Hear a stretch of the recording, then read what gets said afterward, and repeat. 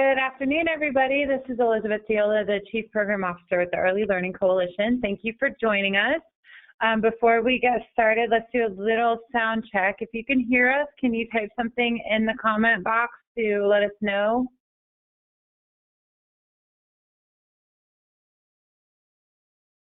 We got it. Thank you very much, everybody. Awesome. Thank you.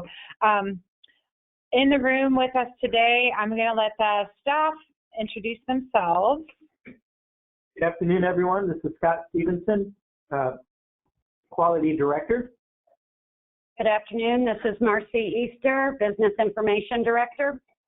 Deanna Johnson, CFO. And Roseanne, our CEO, will be joining us in just a few minutes. Before we get started, I sent out my update, and I've switched up the frequency of us doing updates because I don't want to keep giving you the same information over and over again. So as we get new things, we will send them out.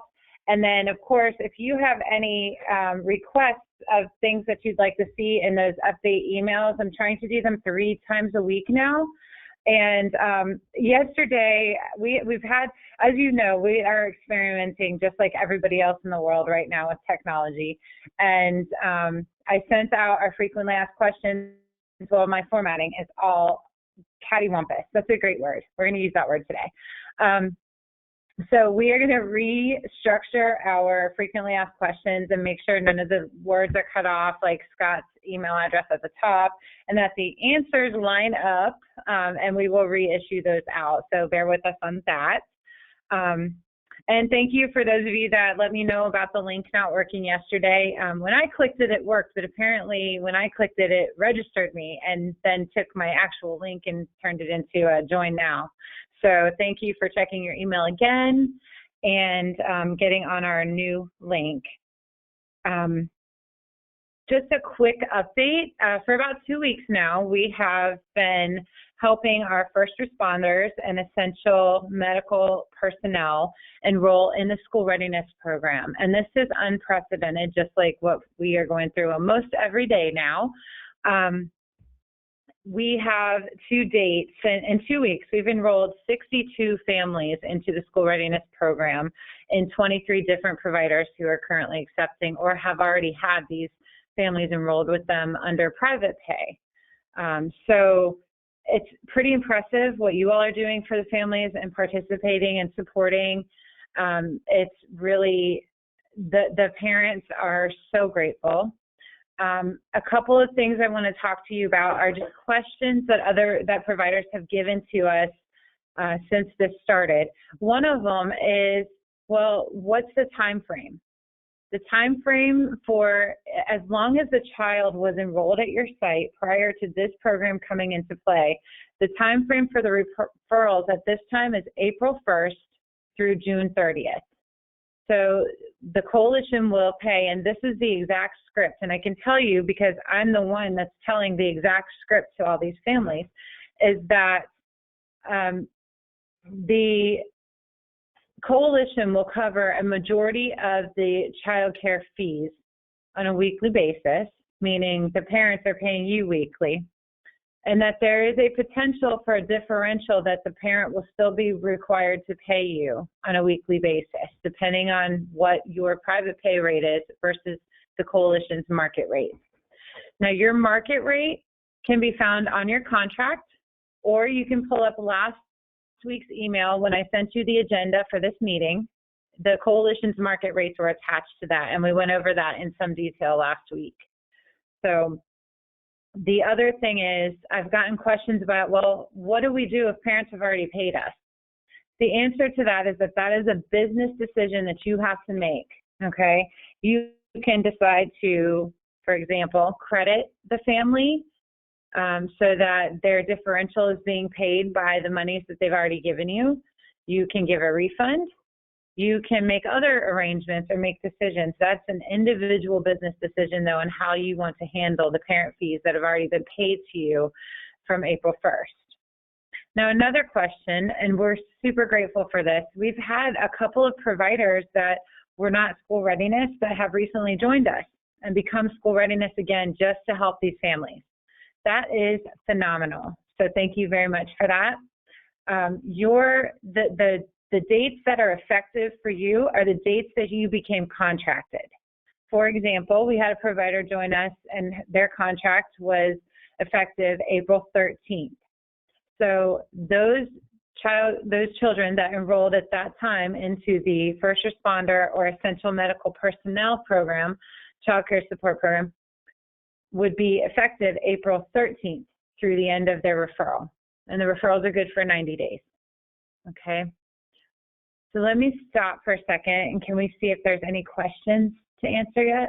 I don't have any questions. I do have two people with their hands raised. Okay. So Lisa, I am going to unmute your line. I'm going to need somebody to write her question down, please. I'm just going to say. Yeah. I'm hoping. We're hoping we can unmute you, Lisa. Okay.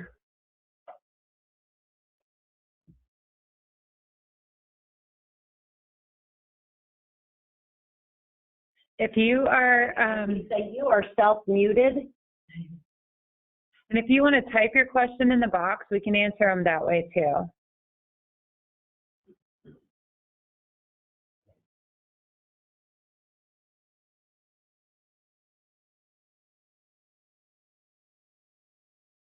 Okay, well, let's just go ahead and continue. Okay, and Lisa, we'll come back to you, and if you want to type your question in the box, that's great. Was there a second person with their hand? They put their hand down. Okay. Good to go. All right. So we will go back to this topic if you do think of any questions. The parents, again, they're really, really grateful for this opportunity, and the coalition, I'm proud to say we're third in the whole state for enrollment, and we're working really hard to get up to the first for a number of enrollments. And the coalitions that are ahead of us are bigger than us, just to throw that out there. So we are definitely in competition, but we want to help as many families as possible. So moving on your agenda to the second topic, which is mini grants for providers. This is a support that the Office of Early Learning has introduced to us as of last Friday. We thought it would be really important to bring it to your attention as an opportunity for some of you. And the reason I say some of you, and Marcy's been able to pull up some of this on the screen, there are a lot of attachments in this call. I would encourage you to keep them. I also sent them out in the email at around 11:40 this morning with the updated registration. That has the applications in it, and it has these documents that Marcy has up on the screen for you. The first one is a mini grant for health and safety cleaning supplies. This grant has a maximum value of $1,000 per child care facility. And for all three of these grants that we're going to talk about, the eligibility requirements are the same. So the eligibility requirements are that you have to be a contracted school readiness or VPK provider. You have to not have any pending or open provider improvement plans. So that includes VPK improvement plans, and that includes your quality improvement plans. That we have, I think, 5 providers right now that are on a quality improvement plan because of the class scores last year. You have to not have any pending or open DCF violations that are in effect currently. And just to say that one more time, your center or child care home cannot have any pending or open DCF violations in effect right now. The next qualifier is that you have to currently be providing early learning services, meaning you have to be open right now. And the last requirement for any of these grants is that you have to, if you are not open right now, you have to be preparing to open up. So we have a couple of providers that are have it on their schedule to open up either next week or the week after, that you would be able to apply closer to that time frame because you're preparing to open up. So this first grant, that's a maximum of $1,000 per location, includes things such as, and on page 2 of the document, that's the document that Marcy has up, it's the tracking costs for disasters, health and safety, cleaning supplies, mini grants for early learning providers. Whew, that's a mouthful. The supplies can include disinfectant, soaps, hand sanitizer, masks for teachers and children, or for teachers and staff, disinfectants, again, bleach wipes or Clorox wipes, toilet paper, and other items to address public health and safety needs. There's additional links to the EPA and the CDC guidelines for that. If you'll recall, this last week, the coalition gave numerous providers care packages based on need. If you are taking supplies from the coalition, we are going to tell you, if you decide to apply for this grant, we will not be able to provide you with supplies because we can't encourage double dipping. So it's basically one or the other. If the coalition's providing them with you, then you don't necessarily need to apply for this grant for the cleaning supplies. However, this grant also talks about consumable support for welfare for infant and toddler costs. The things that are included in this are baby wipes, crib blankets, crib sheets, detergent such as Dreft or the equivalent, diapers, and other items that supporting and welfare needs of infants and toddlers. So this is a little bit different than anything that we've seen before. Let me stop right there and let's see if we have any questions about this particular piece before we go on. Okay, so the one question I have is, does VPK improvement plan apply for 1920 school year or 2021 school year? If you have an active improvement plan for any year, then you would not be eligible for this particular grant. I hope that answers your question because I'm not sure. It kind of sounds like you had one in 18-19 and maybe it carried over to 19-20, but we can look at that more individually if you are interested in this particular grant opportunity. In order to apply for this grant, there are 2 applications that are attached to this webinar. There's one that's a provider eligibility application, and you have to have that one for any of these 3 grants that we're going to talk about. Your contact for that is going to be Scott. So you can email your application over to Scott Stevenson, sstevenson@elc-marion.org. He's going to process these through, and we'll have to look at these individually. And the application, Marcy has brought it up on your screen, so you would just check the proper box in there. And I'm going to be really open since we've had some technology issues. I literally made these fillable this morning. I didn't go back and check the formatting, so if you see something is wrong with it, we can fix it for you. But if somebody tests it out and says, hey, this is wrong, we'll fix it for you and get it back out because they were not given to us in a fillable format from the Office of Early Learning. We do have one person with their hand raised. Okay, so we have one more question. Desiree Tank, I am unmuting you.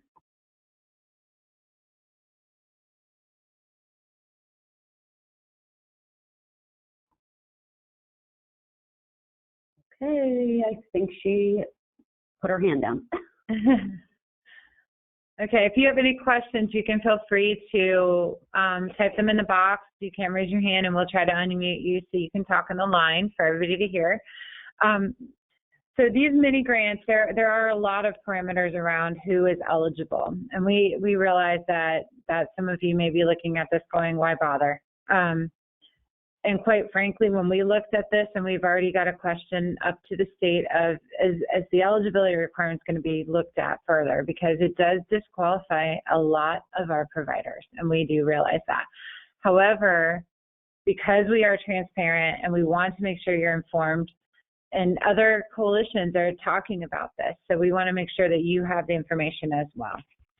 The next mini grant in this for this opportunity is the infrastructure mini grant. This one is interesting. All the guidelines that I just read to you before are the same as far as qualification. The maximum award amount is $1,000 again. And the things you can spend this money on are equipment, supplies, or staffing.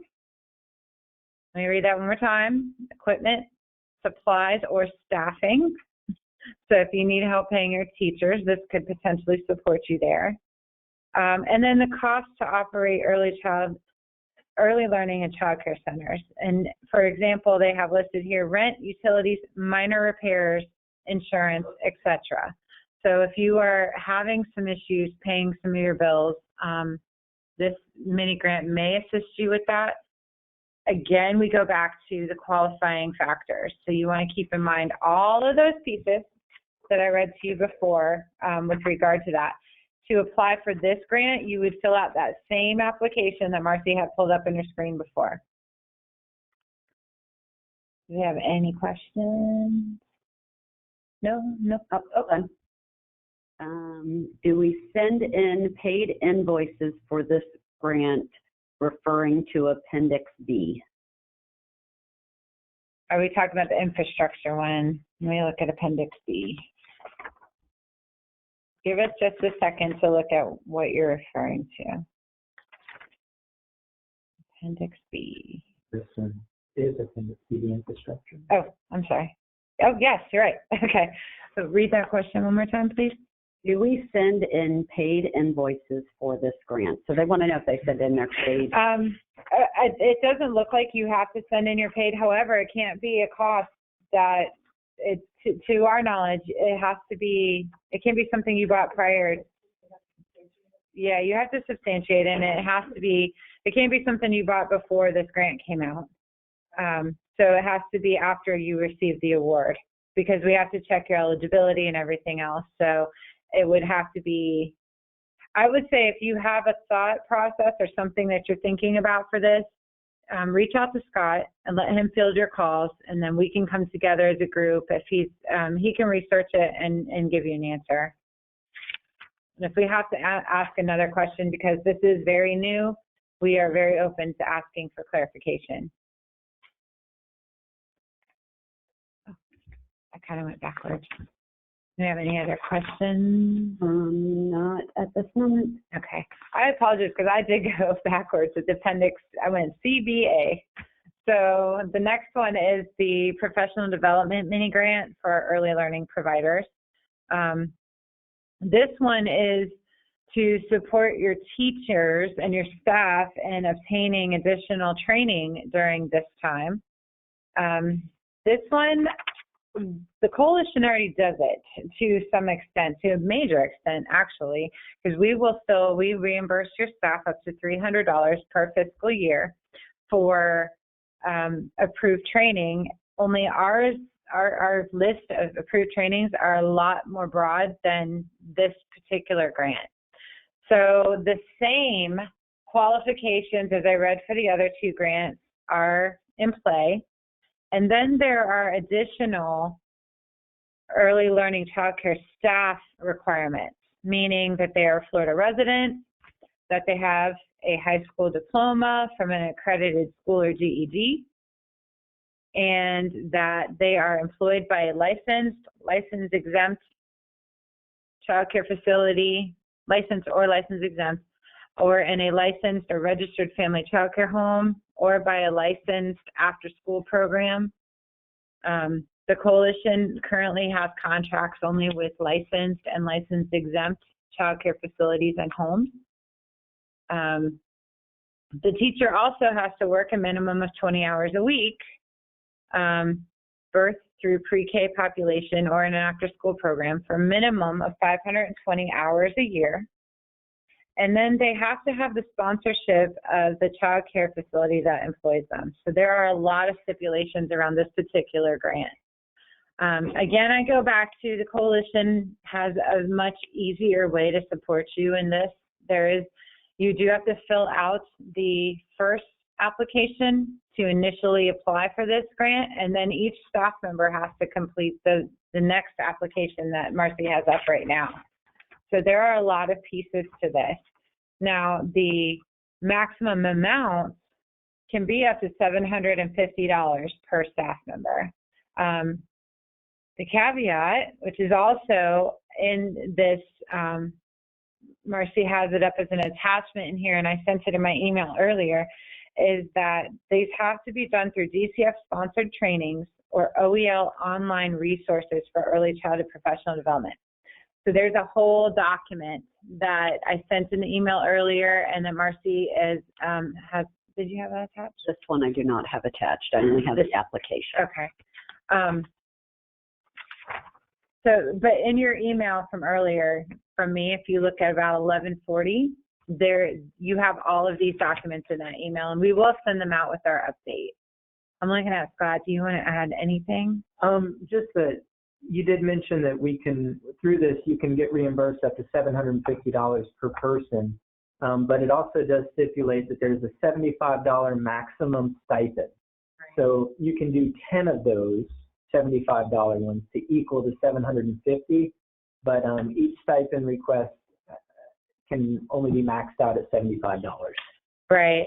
And the other thing, just for all three of these programs, these are only in effect during the declaration of an emergency. So these grants are only available basically right now, and while the declared state of emergency is effective. So these are very short term. They are grants. There are requirements that you have to send in. There are a lot of requirements to meet. And we do realize that we're giving you a lot right now. So you may not have questions. If you have questions later, we will address them as much as we can. Do we have any questions right now? Yes, we do have a few. Okay, let's see. The first one is, if this is only for expenses after approval, but can only be used for the time period of the during and after disaster and declared state of emergencies, then if I understand it correctly, our expenses would only be between now and possibly April 30th. Is that correct? No, the short answer to that question is no. As long as Florida is under the governor's declaration of a state of emergency, we are free to award these mini grants, and you can expend it up to 30 days after the end of the state of emergency. So there is some time available, and we are, of course, if you apply and you're eligible, we will do the best we can to get you the funds as soon as possible so you can make the purchases that you need to make. And unfortunately, I don't think our state of emergency is going away anytime soon. Okay, the next question, do the teachers or center have to pay for the trainings in advance? I don't know the answer to that per se, but I would think that they would have to, and let me look at this just to make sure. Give me just a second. We're going to look at this. I'm going to mute everybody for just a minute.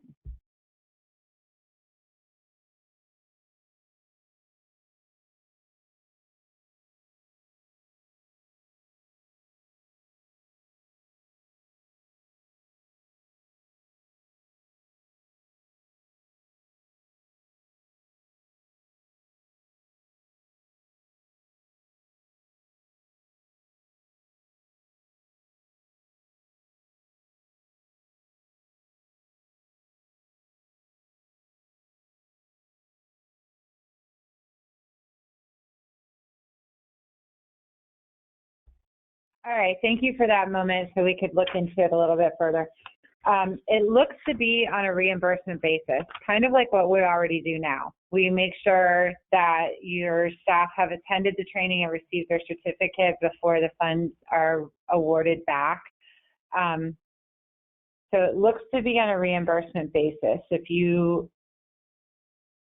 part of it is you would apply, your site would apply for just the grant in general. So there's that application one, which is the early learning provider eligibility form. So you apply for that so that we know what you're going to be looking at, because it says on there, professional development training stipends. So then we can kind of gauge what you're looking at as far as cost and how quickly. But keep in mind, your staff have to fulfill the obligation of what you're getting this grant for, and you will have to show that. I hope that answered. Do you want to add? We talked about it for the cleaning. Yes. Go ahead. Well, the same kind of rule would apply for this one as well. Like Elizabeth had mentioned, for the cleaning supplies, if you're already receiving supplies through the coalition and applied for this grant, you would no longer be eligible to get supplies from the coalition. The same principle would apply to this grant for professional development. So if you have staff members, and correct me if I'm wrong, if you have staff members who have requested reimbursement, and we have done that this fiscal year, then they would not be eligible for reimbursement through this grant program. And you want to just make sure we're not double dipping. That's the bottom line. Is that if they've taken any of these DCF sponsored trainings or anything of the online piece, and we've already paid your site for it, for that staff member, we're not gonna be able to do that twice, basically. So let's see if there's any additional questions. We are exempt from licensing, but we take VPK and we have taken teen parent programs. At this time, we have not allowed anyone that is not necessary to come in our building to protect the health and safety of the staff and children. We have had our accreditation visit, DOH school inspection. Okay, kitchen and food inspection, and our fire inspection. Can we take the first responder parents without having another inspector in our building? We do not want anyone who has been in and out of other schools and facilities. The reasons we are hesitant to keep everyone safe. So I believe this is speaking to one of our potential new school readiness providers who are currently VPK only. What I think what the coalition would say to you is take every precaution you need to provide a healthy and safe environment. Meaning, if you have somebody to come and do a health and safety inspection, which that is a requirement that has not been waived by OEL at this time to become a school readiness provider, that you would ask that visitor to wear a mask, to wear gloves, to touch the bare minimum of anything at site that they need to, even with their gloves on. You can ask them to wash their hands before and after they sign in. You can ask them. There is not an unreasonable request at this time when it comes to health and safety and cleanliness. I think the key to that is the gloves and the mask. You know, when we're talking about the dangers of COVID and the things that we know about how it's transmitted, asking those professionals that would come in and do the inspection to wear that personal safety gear, it's for their own protection as well. And so hopefully they would not have any issue with that. Unfortunately, we can't waive that health and safety requirement right now. We have reached out to DCF to get clarification on that, and they are still doing those visits as needed. They will expedite it, though, to allow you to serve those first responder and emergency or essential medical personnel quickly so that we can get you contracted. I hope that answers your question. Someone said they didn't receive the email. Will you send out the rest?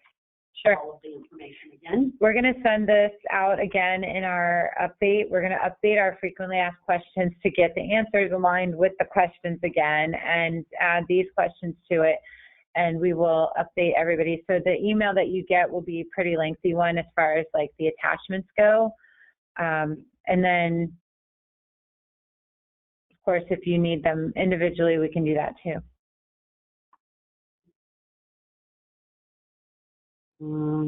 Pretty much same question. Where do we get these forms? We'll have them sent out.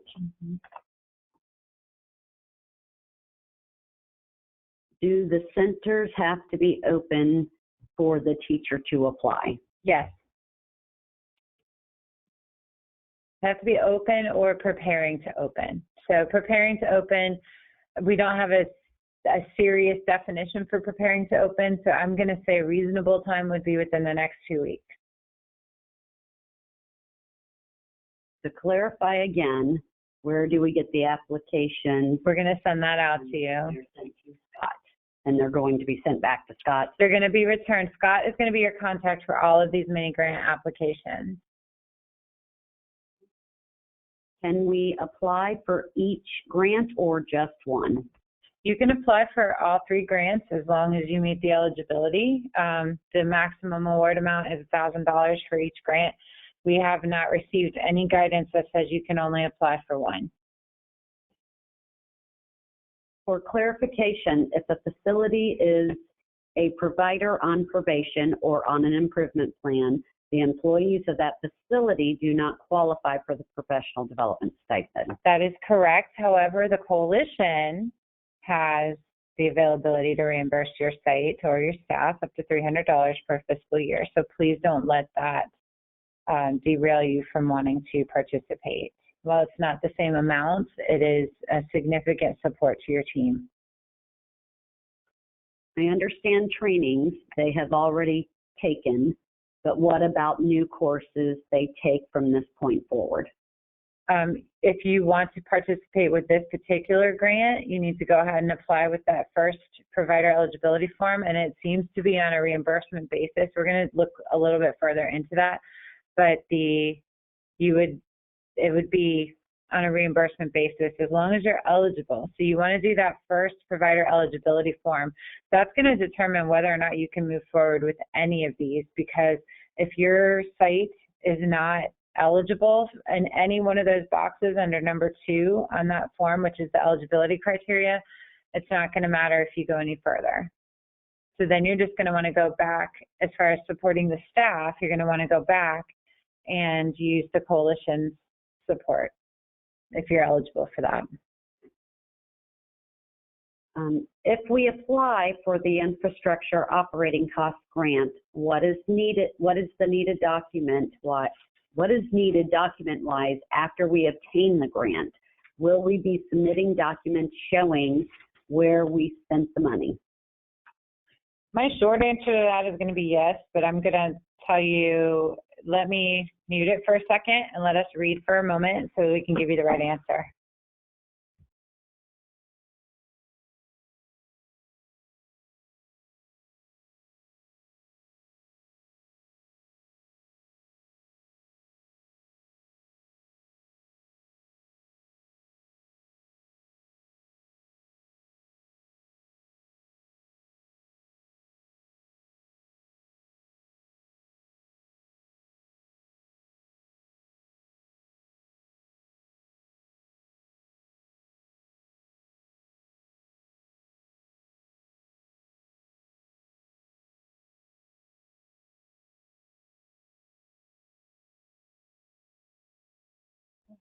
Okay, so thank you for giving us a second to look deeper into that. This did just get released to us on Friday, and so we're reading it and we're looking at what's available to us, and looking at this and knowing how OEL operates, we are going to ask for some additional guidance. If you're interested and eligible for it, go ahead and fill out that provider eligibility form, and we will address the questions with OEL. As I imagine, Roseanne has ED CEO meetings with OEL on at least a weekly basis at this point. And so this, because it's not even a week old, I'm sure that this will be a hot topic on the next call, because a lot of coalitions are rolling us out to providers right now.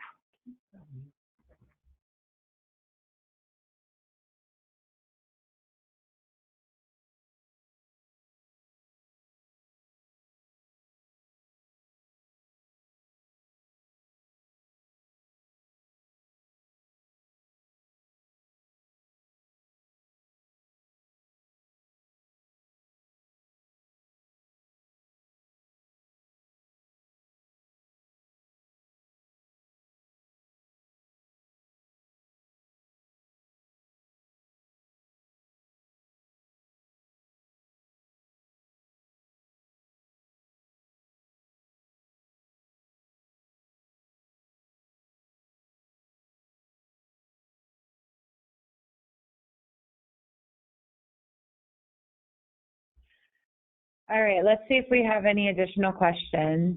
Okay. Do we know how long the CDC is estimating we will be staying 10 to a room? I have not seen any updated guidance on that. However, we did locate a really good resource through CDC for providers who are remaining open, and that is already in our next update email that will be rolling out. Either if we can get our frequently asked questions done, we'll roll it out today. If not, it will be tomorrow. But that will have some additional guidance for you. But I don't think, I mean, we can't estimate how long. It's really going to be for as long as it needs to be in order to remain safe. A comment on your form. In the fillable eligibility form, you can only select one requirement. Thank you. All right. The forms will be sent out. Yeah, I'll update it I'll update that. That was just me. That's what I appreciate. I need you guys to look at that and let us know. We are a team. Okay, that's the same thing as that. When is the deadline to apply for the grant? It's a rolling deadline, so we have to look at them on an individual basis. Of course, I would tell you if you're eligible right now and you're interested, don't wait until DCS does a site visit. I mean, that's a big deciding factor in this, and it will make you ineligible. So I would say,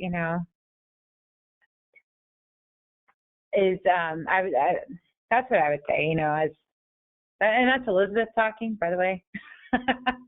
I would just say look at your eligibility requirements and make a decision that you can live with, knowing that there are some unknown factors here that we can't answer. Okay. In light of the governor's rest of the year school closure, what will be the status of VPK for the rest of the school year? So I know I've gotten a couple of questions from providers saying, do we have to make up this time? I am going to tell you very honestly, we do not have any final guidance on that. However, the absences that you've been claiming and being paid for the month of March and now for the month of April count towards your VPK hours.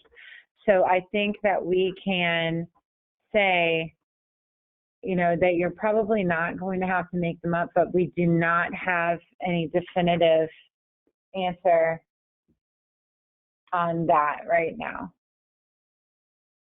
So if they lift that rule and then we go back, what do we do if we have taken on first responder kids and now don't have enough staff? So I say we take that as it comes. The first responders, their referrals are good through June 30th, at this point, or 3 months. And this is a short period of time for these first responders. So if something were to change and we're looking at capacity issues, I say, let's not stress it right now. Let's do what we can do today because we don't know what's going to happen tomorrow. And we have to work with the information we have on hand. These are the things that we know and not what we don't know.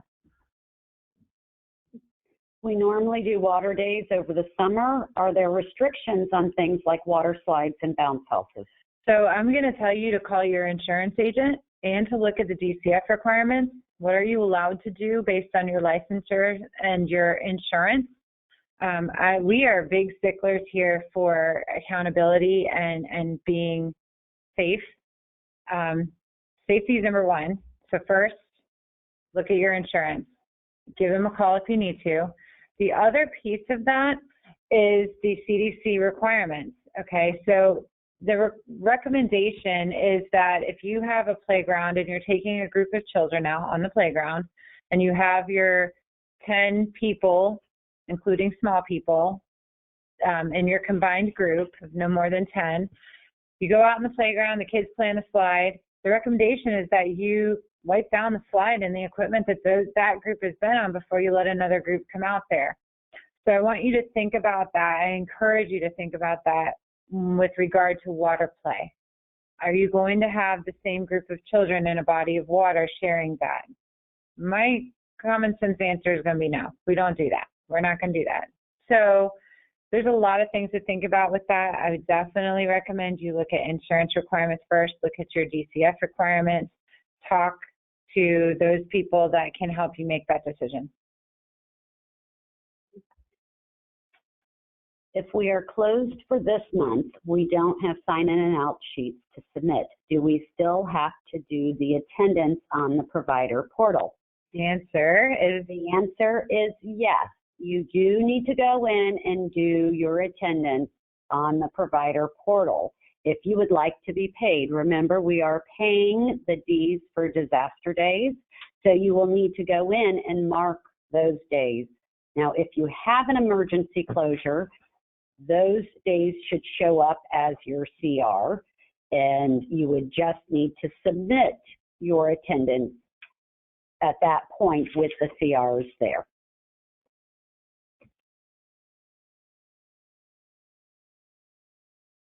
Are we getting paid separately for parent fees and the COVID-19 absences, or is this something I need to call about? Parent fees are effective April 1st. The COVID absences are effective March 1st. So you will not see those parent fees paid with the reimbursement that you received this week. They will be on your next reimbursement check for copay fees. Are we still doing TS Gold? That's the next question. Are we still doing TS Gold?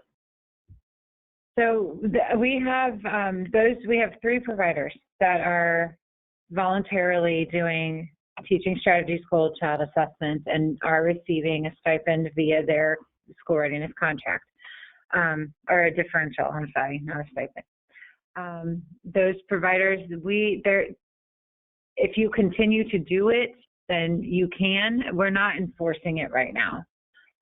So we encourage it, because if you're still open and you're serving children and you can, then, you know, business as usual as much as you're able to, and keeping any kind of norm, especially for your teachers, and keeping them engaged in these things is definitely a positive thing.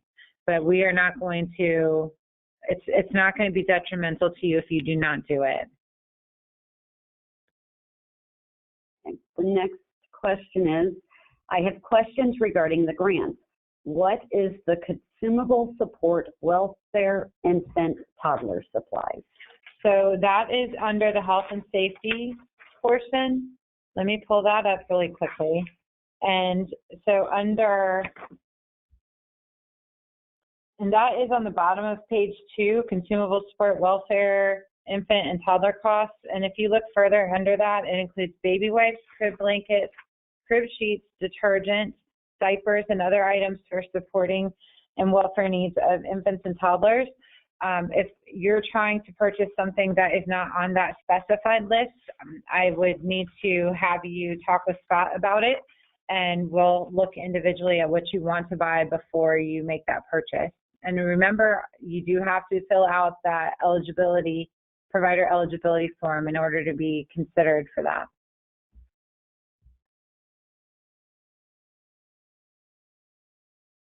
Do we mark health, safety, and provider infrastructure on the same application for the grant? Yes.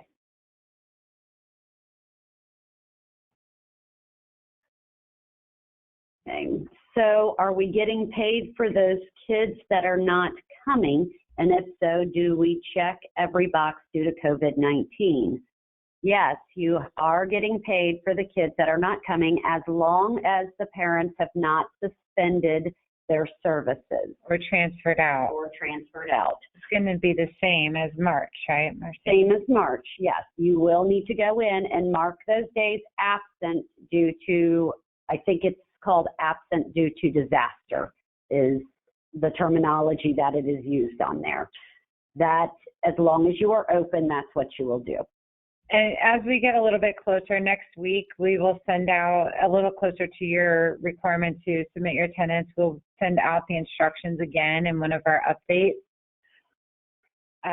to make sure that you have a refreshed version of the instructions, which are the same. They haven't changed. Okay. Being exempt from licensing, can ELCMC do the health and safety inspection for the first responders? As we know, the staff and trust they are not going from one center to another. No, that has to come through. That's through statute. That's a statutory requirement. We do have a really good relationship with DCF, and they have been very good with expediting things as we need. It has to come through DCF. And there's an application process that we have to send up to Tallahassee, and then Tallahassee gives the directives to our local DCF agent, who will then come out and do the health and safety inspection. Next question is, can we apply for all 4 grants? You can apply, yes, you can. As long as you're eligible, you can apply for all 4 grants. Okay, this is only for SR children only. Okay. I need a little bit more information as to what you're referring to on that question. If you're talking about the SR or the sign in and outs and absences, VPK we are paying for as long as you're. And yeah, I'm gonna ask you to hold your questions or write them down about attendance, and that will be the hot topic for our meeting next week. So we can talk about your attendance questions in depth, because next week it'll be a little bit closer to when you're actually completing your attendance roster, so the information will be fresh. Okay. We do have one person with their hand up. Okay. Francesca Herman. Francesca. Hey, Francis. We're going to try to get you off mute. So you have a question. Hi, Francis. How are you? I'm doing good. How are you doing? We're awesome. Okay. Go ahead with your question. I want to find out, are we going to keep getting reimbursed the same price even when our ratio are so low, 1 in 9?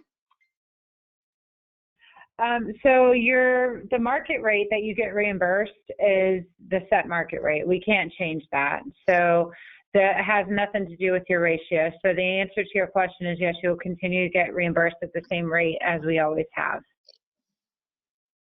Okay, that was my question. Okay, thank you, Francis. Okay. Once again, all the information on these grants will be sent out in your next provider update email. Yes, we will send these out. I'm going to check out the application to make sure the fillable form is actually fillable completely, and then we'll send them out to everybody.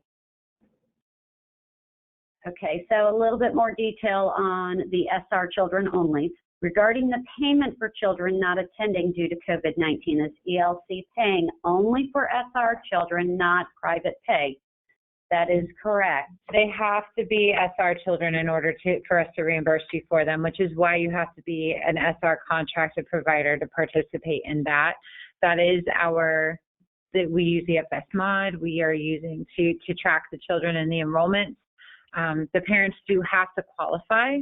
Like we've had some of you are really great and have been really great at helping us get the word out, and we're getting essential staff members applying that are not in the medical field or are not first responders or law enforcement. And unfortunately, we're having to tell them, go ahead and apply for the wait list. And if we receive directives or additional funding in the future, we will look at how we can support you, because you are still essential and you're still going to work, and we understand that. But for this particular program, they have to be first responders, law enforcement, or essential medical personnel, and they do have to go through the school readiness application in order for us to reimburse you for those services. We're going to keep reading these questions really quickly. Hang tight with us for just a second.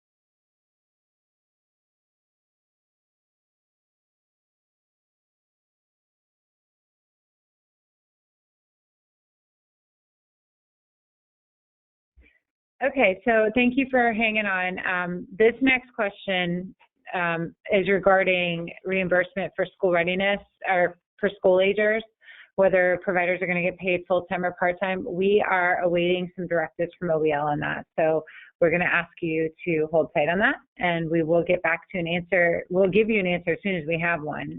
OEL is looking into this for the entire state right now. Going back really quickly to all of these applications and the documents for these grants, there are a lot of them, and some of you, your email, I can't send them through, like the email's not coming through with the attachments to it because there's so many. So we are going to post them on our website under provider resources. So if you go to our website, they're not up there now. They will not be up there until later on today. They will fix the application so that it's fillable again, and then Scott and I will work together to put them up on our website under provider resources so that you can download them anytime. We will also send them out in an email, but my feeling is that some of you aren't getting these emails because they're so large. So we're going to do something about that. The next question is, if we have first responders that have signed up with ELC but haven't heard anything from you, do we submit their sign-in and out sheets also? So yes, you would, because their care is going to be retroactive back to either the first day that you contracted with us in April or back to April 1st. So yes, we would still need that. And because we've fielded well over 250 calls now, our staff are working really hard to get people in. The first responders and the essential medical, the employers are working hard to get us back the referrals so that we can get the parents enrolled, but it is a process. And so we are moving one by one by one. It's very individualized, as you know. And as providers, you guys can be helpful by making sure you're logging into EFS Mod regularly to accept those enrollments as we're able to process them through. And that way you can kind of see when the parent gets put in. But again, it goes back to, yes, you want to upload those sign-in out sheets because we may have to do something different with EFS Mod if the enrollment doesn't happen until a little bit later. Because as long as the child was attending effective April 1st, then we will be able to pay you for that. That's all the questions we have at this moment. Okay. So moving on our agenda, we do still have one more thing on the agenda. We fielded a lot of great questions, and we appreciate your participation today. We have the opportunity to do some things a little bit differently in our world, and we are interested in finding out what your needs are with your staff for professional development. Right now, we're looking at a lot of virtual options. I am interested, though, in knowing how many of your staff are reliant on the early childhood conference that we typically would have in March to get their training hours every year. So I want you to think about that, please. I encourage you to think about that for those of you that are open, and for those of you that are on the call and you're not open right now, but you have staff that you know are going to come back when the world comes back to being open. That will happen. And what are your needs? Are your staff tech savvy? Can they participate in online training? Have any of you participated in online conferences? Do you love it? Do you hate it? Is it something that you're willing to try? That is something that we just want to start looking at. We would like to encourage you to remain open-minded to using technology, and we're very, very proud of you for all of your participation in these webinars. And they give us a lot of encouragement that everybody is learning a new way of doing things. And thinking about that, look at that attachment that we sent today, attached to your webinar here, that has online learning opportunities. The Early Learning Florida courses are still available. I believe the spring session just wrapped up. But those are things that your staff can participate in and do, and with very minimal cost or cost that the coalition can potentially reimburse. So just a little thought about that. And just to give you an update on the Early Childhood Conference, nothing is set in stone, but we have been very active in meeting with our partners at the College of Central Florida to look at rescheduling the conference for some point in September. So right now we are not looking at a virtual option for our conference because, well, we miss you. If you want to just hear it frankly, we like to see you and we want to encourage that networking, but we want to also encourage it on a safe platform and make sure that everybody is comfortable in participating. So stay tuned for more on that. And the other thing, in my update yesterday, and I got typing really fast because I got excited, Marcy asked me to put a survey into my our update, and it's just about collecting information about registration fees. You'll recall, probably a lot of you will, a conversation that we had last July, I think at this point, talking about how the Office of Early Learning potentially can reimburse a certain amount for registration fees that providers charge to school readiness parents. And that would help eliminate or alleviate some of the burden. We understand that you need to charge registration fees from time to time, but we also understand the other side of it, which is, you know, our families that can't necessarily afford it, and our foster families who have maybe taken on 5 or 6 kids cannot afford 5 or 6 registration fees. So we're starting to do some research, and there is it 3 questions, I think? It is just 3 questions, and I just had it. So there's just 3 questions in that survey, and the question came back to me because I was typing it so fast. It's basically, do you charge registration fee, a registration fee, yes or no? Is your registration fee a charge per child or per family or not applicable? And have you collected registration fees from your parents since July of 2019? It's yes or no.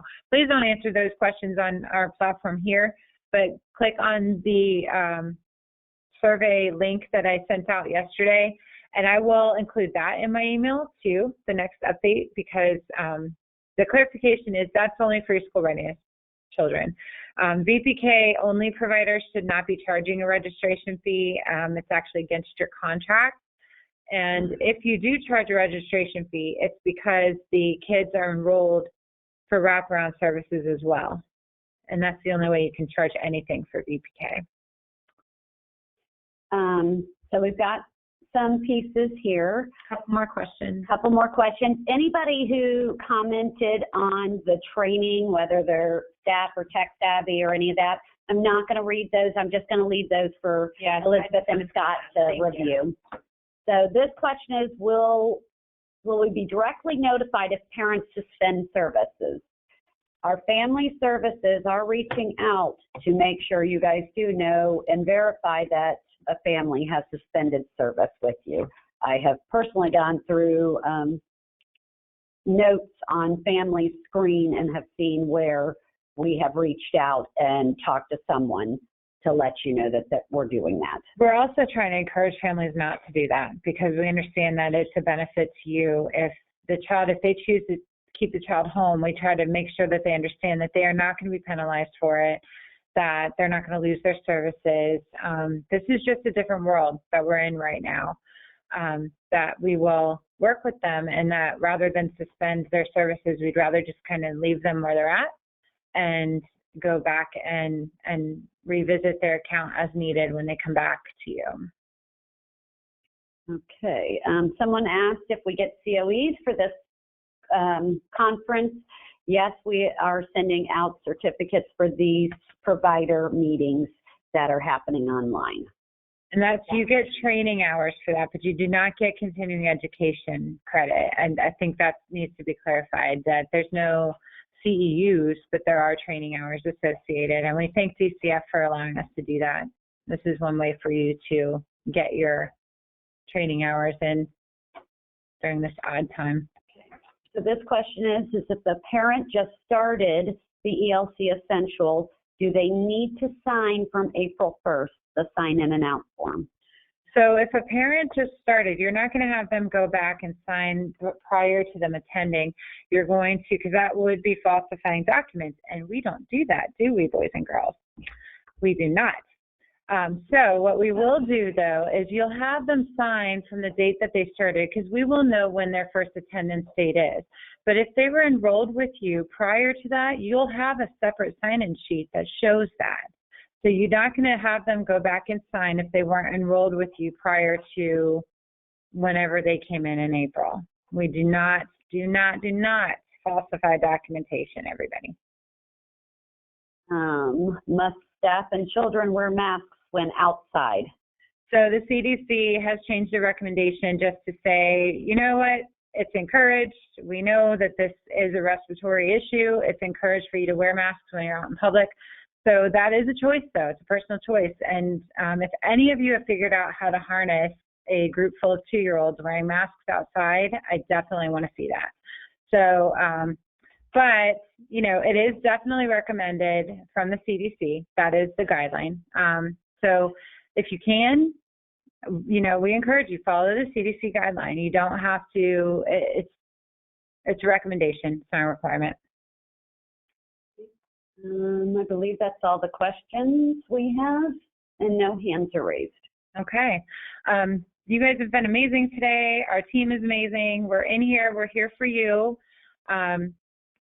Continue to reach out and continue with your patience with us and your forgiving of our typos and our techie errors as we learn how to navigate this new world we're in.